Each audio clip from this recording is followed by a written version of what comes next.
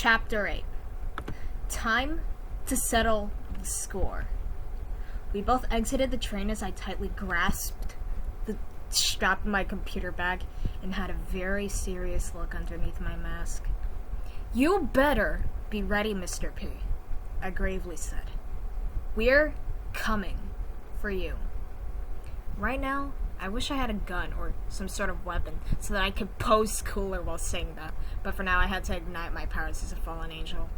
Grace had nothing against Mr. P, but she knew that I had a grudge with him to finally get rid of once I got a hold of him. I was highly certain that he was here, so the one thing we could do was head over to the entrance of his carnival and look around to find him. Once we got into the carnival that didn't have any need of receptioning, we found it surprising that some rides were still up and running, even though there was a whole infection up and about in Lucella. We both had a quick look around for the carnival, then Grace turned to me.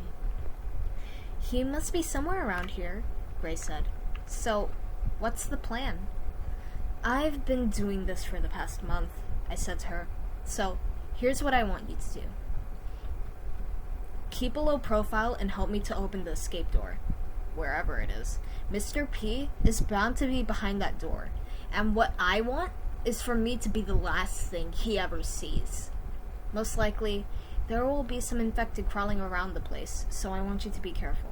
I wouldn't want you to fall victim to the infection too, especially after I just found out you were still alive." "Right, I got it," she said, slightly anxious. "You go left, I'll go right?"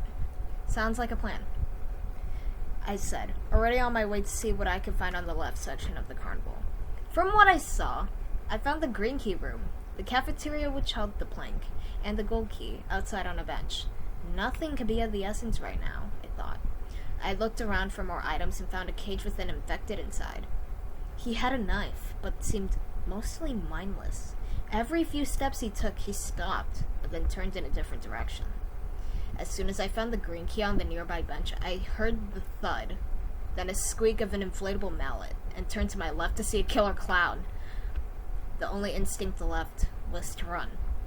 I hate clowns, although I didn't understand why this one is using a harmless inflatable mallet instead of a knife like that fox in the cage. Screw it, I thought. What I needed to worry about most was getting the green key room open without dying to the clown.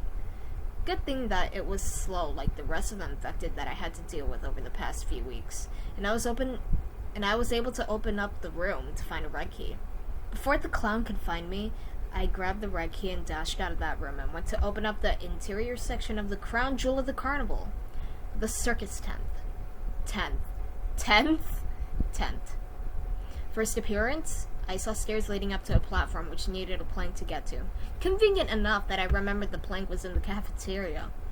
I could hear the clown's squeaks of its inflatable mallet, and it was close, so I went for a sneaky approach in hopes of getting the plank. As far as I was aware, the clown was out to get me, so the logical thing I could do was sneak into the circus tent, place down the plank, and get whatever was on the platform. Right when I placed it down, Clowny, I decided to call it, was blocking the way down, and I couldn't do anything but stand there and wait for their next move. But at the same time, I couldn't. Mr. P might be planning his getaway, and I might not find him ever again. I decided to jump for it in hopes that I didn't get knocked out from that mallet until Grace dropped in with a loaded gun and shot towards the clown, stunning it for God knows how long. I jumped down with the wrench and Grace led me to where the escape door was, as she already got the white key and Hammer's planks done already. I fixed up the wrench part of the door, then Grace pulled and dragged me over to what seems to be a ride that needs the wrench, to get out of the way and let us get whatever was on the other side of the ride. I got it working and the ride slowly went forward, then stopped, giving us access to the following item, a water gun. The use of this item was unbeknownst to me, but Grace had a few ideas, and continued dragging me around the carnival, and my arm was getting tired of being manipulated like a ragdoll. Once we found the booth it was needed to be used at, we played the game and won the code. We found it after so long, thank goodness.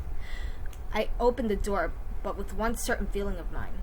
Finally, it was time to make some mashed potatoes.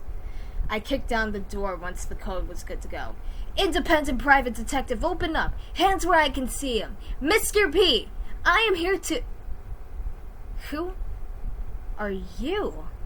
I was expecting a fat potato with a fat potato man with a very punchable face, but no. He wasn't here. There were only 2 people. And they were actually survivors. They weren't infected, and they honestly didn't seem dangerous. The person on the left was a bit timid, fidgeting with their wooden sword. The person on the right seemed like someone I could trust more if they planned to make an alliance with us. They had a lance, a cool-looking hat, and just seemed to be like a total boss. Zizzy? The person on the right asked. Are they infected? Zizzy face-palmed. Pony. Zizzy. They said. The infected. Don't talk. Right! Pony reluctantly said. I knew that! Zizzy rolled their eyes. Hearing the sound of Pony sounded familiar from back at the forest with Doggy. But there was no way that could be right. I'm Zizzy, they introduced. And this is my friend Pony. Pony waved shyly, and I waved back, also feeling a bit uneasy. You can refer to me as Polaris, or Polar. I stood confidently. And this is my half-sister, Grace. Grace stepped in from behind me and waved to Pony and Zizzy. What are you doing here? Well, as you could assume, we came to look for survivors, Zizzy said. Unlike the majority of people in Lucella, we've got a safe place. Whoa! Zizzy, look! Pony pointed out. Polar and Grace have another friend too. Me and Grace turn around to see the fox from in the cage has broken free and is about to murder us. Oh, sweet jumpin' jelly beans! Grace shouted in shock. What is that thing? We both backed away quickly. The fox looked ready to strike, the knife in their hand. That is no friend, Zizzy countered. That's one of them. Without a moment of thinking to do, Pony had to step up. Don't worry, I got this, he said. Before that fox could attack, Pony dashed to the side of it and knocked them out with his wooden sword.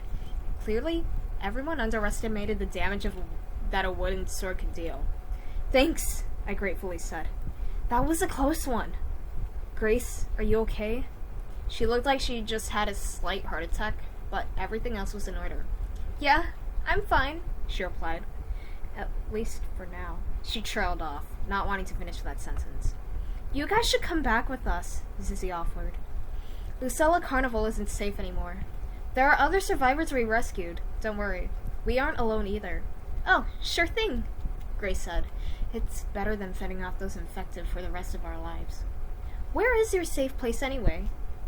It's a little arduous walk, Pony concurred. But there isn't anything to fret, like Zizzy said. Our safe place is just through the city nearby. Are you up for the walk? My sister have fended off dangerous infected from harming one another back at the Lucella Metro, I stated. I'm pretty sure we can handle a stroll through the state of the town. Just then, maybe, potentially, despite all the loved ones I've lost through this past month, I have found some new possible people to care for, and hopefully for more years to go. Pony was saying something about their safe place being nearby, and I was getting the feeling that there was going to be another infected before we were even going to enter the safe place. The feeling felt mutual, considering the fact that every single place I had to stop by had an infected, each having an instinct to kill me. The walk felt like it took 2 hours, but in real time, it was just 20 minutes, and we were up top a building. Zizzy and Pony led us into the city. What was left for us was to find a way into the safe place.